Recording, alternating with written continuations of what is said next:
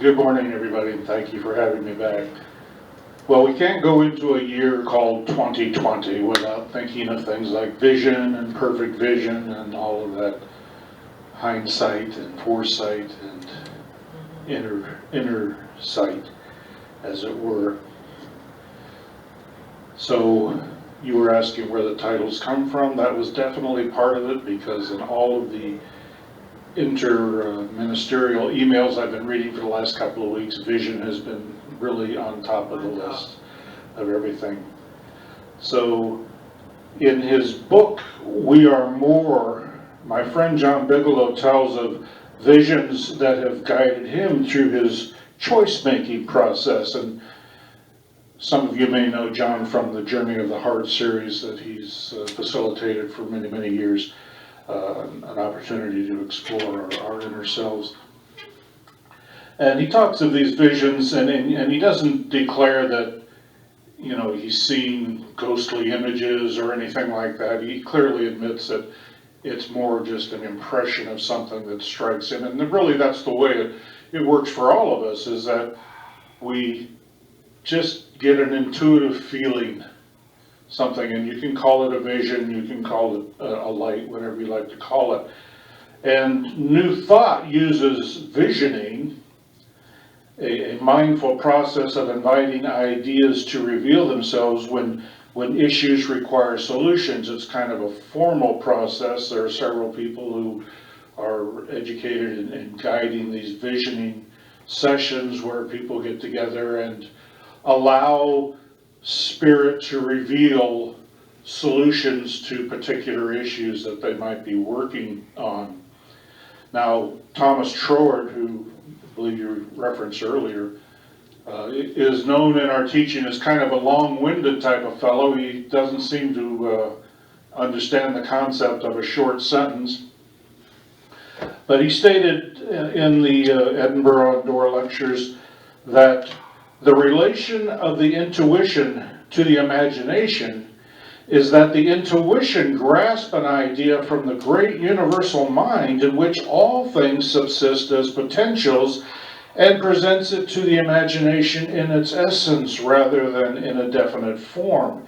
And then our image building faculty gives it a clear and definite form, which it presents before the mental vision, and which we then vivify by letting our thought dwell upon it, thus infusing our own personality into it. Or more concisely, we open our mind and that light bulb moment presents a solution. We are visited by the inspirations and the knowledge of Spirit. Now, Spirit being formless, and sometimes I like to say clueless, simply provides us what we're looking for.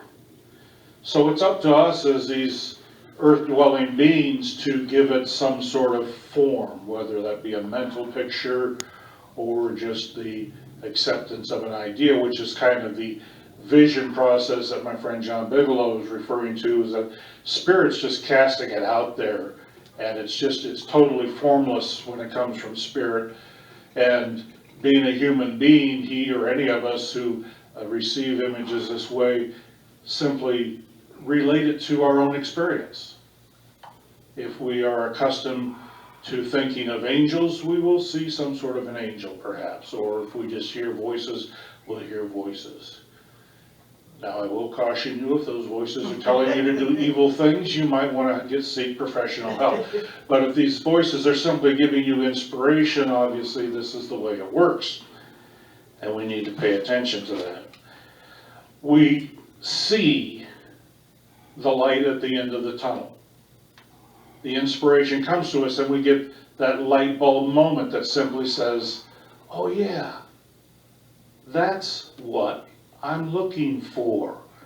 I wasn't sure before. The veil is lifted and we find ourselves understanding. We suddenly know what we want. Now, nothing exists in isolation. We're constantly in different layers of revelation and understanding we may be doing perfectly well in some aspect of our life, and we may be struggling in another. And so it's not like it's either or. These things are constantly happening. Our life is literally an onion, and we have all those layers that we get to peel back. So the tools of spiritual living work hand in hand. So we use them together to allow these revelations to come into our life. Now, meditation is a very useful tool. It's useful because if we don't find some form of meditation to fall into or to utilize, we're constantly living in the physical world. We're constantly getting by day to day. We're constantly struggling with these things that are presented to us in our daily lives. By going into some meditative practice, we're purposely setting ourselves a moment where we can communicate directly with our inner self, listen to our heart, and allow Spirit to bring that revelation to the surface for us. We often recommend starting meditation with an affirmative prayer, which is another tool in spiritual practice. And that simply allows us to plant the seed. We can meditate just as part of a daily routine, and so, just make that part of your routine, and that's a great thing. And you might get some inspirations that way that you wouldn't have had otherwise. But if you're working toward a particular issue that needs some sort of resolution, it's a good idea to simply go in and do a short affirmative prayer or spiritual mind treatment that plants that seed that says, this is what I am seeking guidance on today. Now, it is the third step of a spiritual mind treatment, our declaration, where we plant that seed. For example, I am open and receptive to a happy, fulfilling life. This is the say it part of the program. This is where we declare into the universe, this is what I am expecting to happen. This is what I am working toward in this practice right now.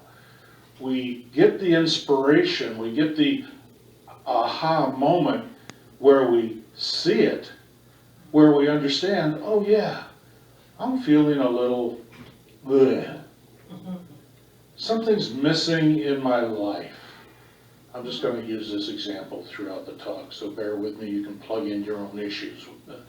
But if you're feeling that way, and then suddenly you do your meditative practice or you do your declaration where you think to yourself, you project out into the universe, I want to feel happy and fulfilled relative to what I'm feeling now, because I'm realizing I'm not feeling my full potential right now. So we declare into the universe in our spiritual mind treatment, I am happy and fulfilled. Notice the wording there. I do not want to be happy and fulfilled. I am happy and fulfilled.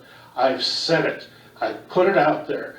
I've realized that I'm not feeling the way I want to feel. I'm putting into the universe that I am happy and fulfilled. And we enter into the meditation with that seed planted, and we may simply come out of that meditation, and maybe not right that second, but as we go through our day, suddenly we realize we're craving healthier foods. Or maybe at least we're not being a moth to that light bulb of ice cream. We're just, something changes internally that says, I would rather eat an apple than a Fig Newton or an Oreo. This Fig Newton's is kind of half and half. I find that a great compromise. We may find that our sedentary habits are suddenly boring. And we suddenly feel the need to just take a walk. And on that walk, we discover some interesting shop or some compelling park to explore, where we meet some people who are playing basketball or shuffleball or shuffle court, whatever that is that they do in the parks. And we find something new to do to occupy our time and some interesting people to be with. Or maybe they just make us laugh. Yeah. And, if you're not spiritually attuned, you might not make those connections. But let's go back. We came to a light bulb moment where we realized we could probably feel better than we feel. So we declared to the universe that we are healthy, we are fulfilled. And now all of a sudden we're eating better, we're getting exercise, we're meeting people, we're going out, we're not just sitting on the couch day in and day out and reading trashy magazines, which you don't necessarily have to give up, but, expand your world, and you're feeling more fulfilled. It's working. We find ourselves feeling happy and more fulfilled.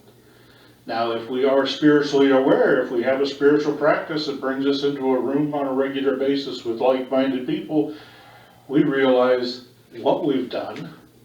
We realize how we've done it.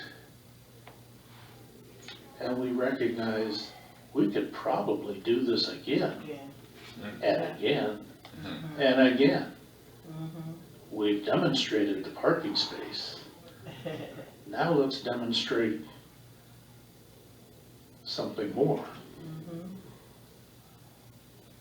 The vision probably did not come with a manual or an instruction sheet, however.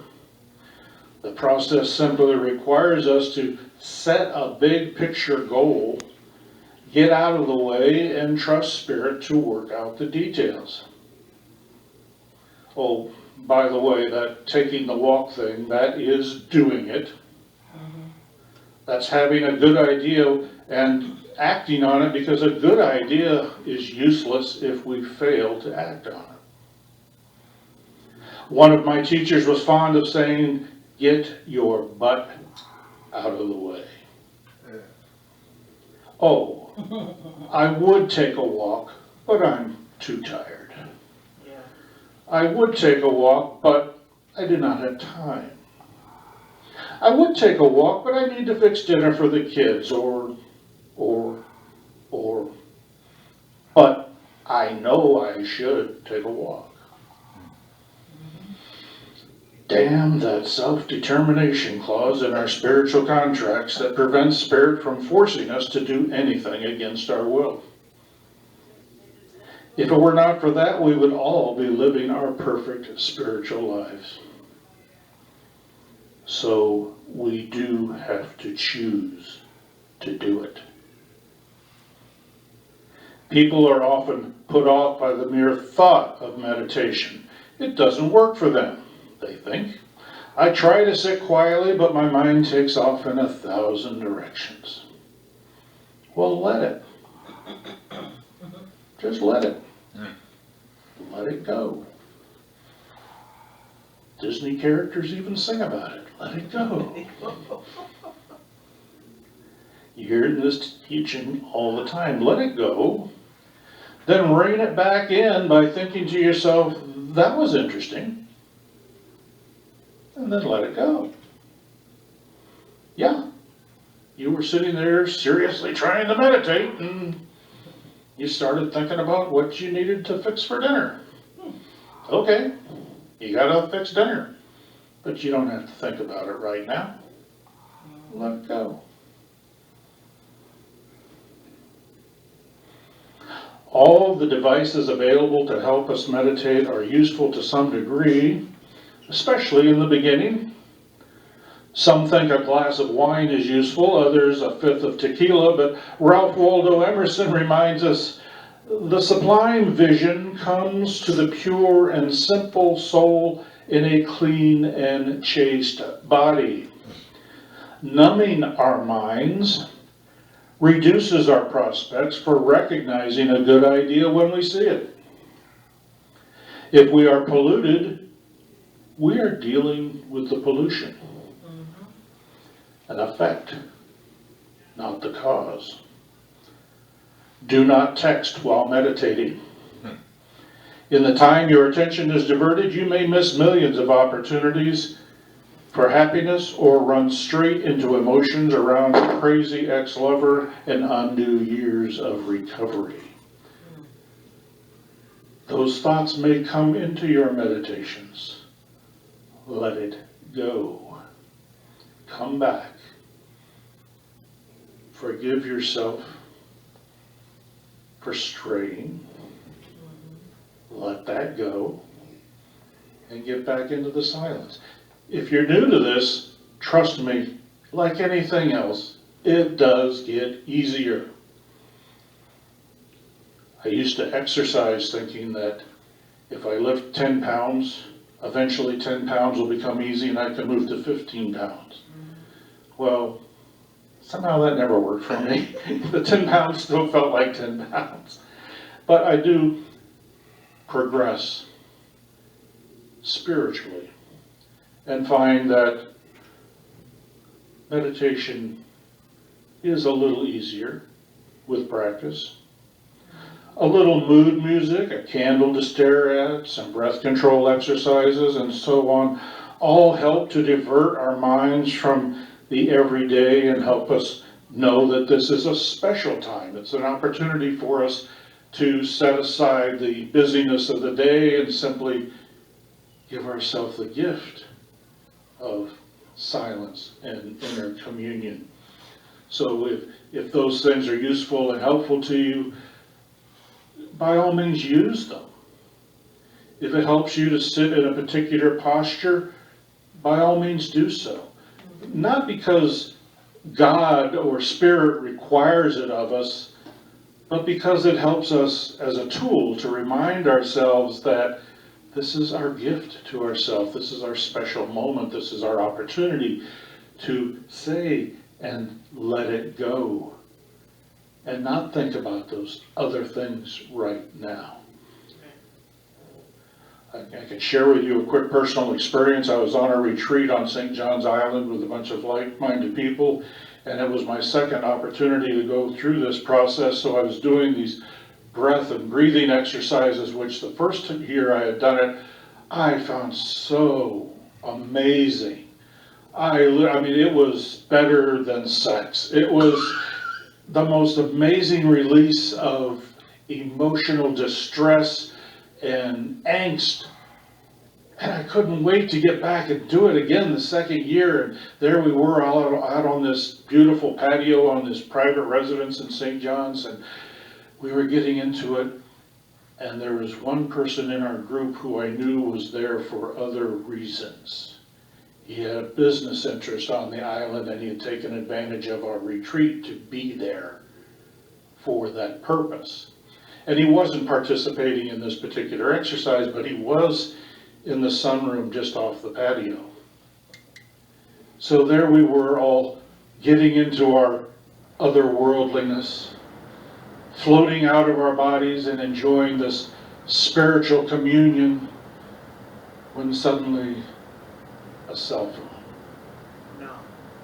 Oh yes. I went from heaven to hell in a snap. It was like, oh no, this is my special moment. This is my gift to myself.